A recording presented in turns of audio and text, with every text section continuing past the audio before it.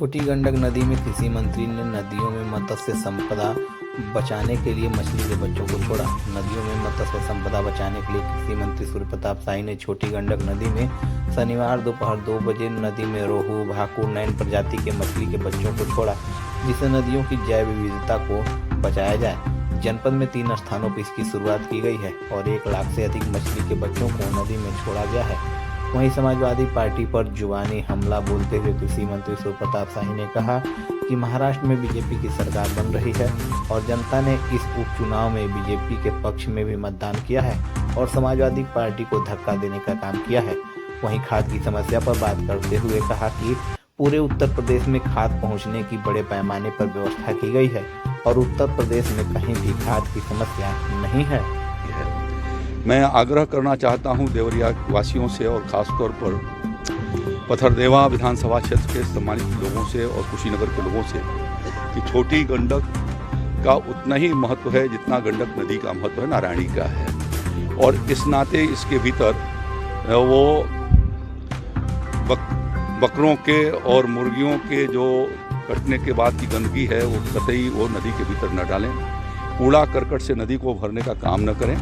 इस साल भी हम लोग जो है मार्च महीने के बाद जब पानी कम हो जाएगा तो नदी सफाई अभियान शुरू करेंगे और इन मछलियों से भी नदी की सफाई उसके माध्यम से होती है जो गंदगी का भोजन बना करके वो ख़त्म कर देती हैं। तो इस नाते यह एक व्यापक अभियान यहाँ आज अभी हेतिमपुर में कार्यक्रम संपन्न हुआ है।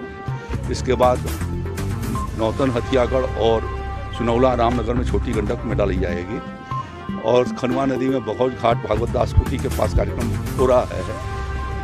पहले भी हम लोगों ने कहा था कि भारतीय जनता पार्टी के पक्ष में यह मतदान होगा और अभी तक जो मेरी जानकारी है कि 7 सीटों पर Bharatiya Janata party thumping majority से आगे की ओर बढ़ी है और कमल के फूल खिले हैं।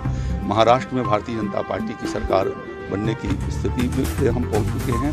तो इस प्रकार से जिन लोगों ने लोकसभा के चुनाव में गुमराह करने का काम किया था, झूठे पूरे वादों के आधार पर जनता को दिग्भ्रमित किया था, अब जनता को वो बात समझ में आ गई है और इसी नाते हरियाणा के भीतर और अभी महाराष्ट्र में और उत्तर प्रदेश के उपचुनाव में समाजवादी पार्टी को धक्का दिखाने का काम जनता ने किया है।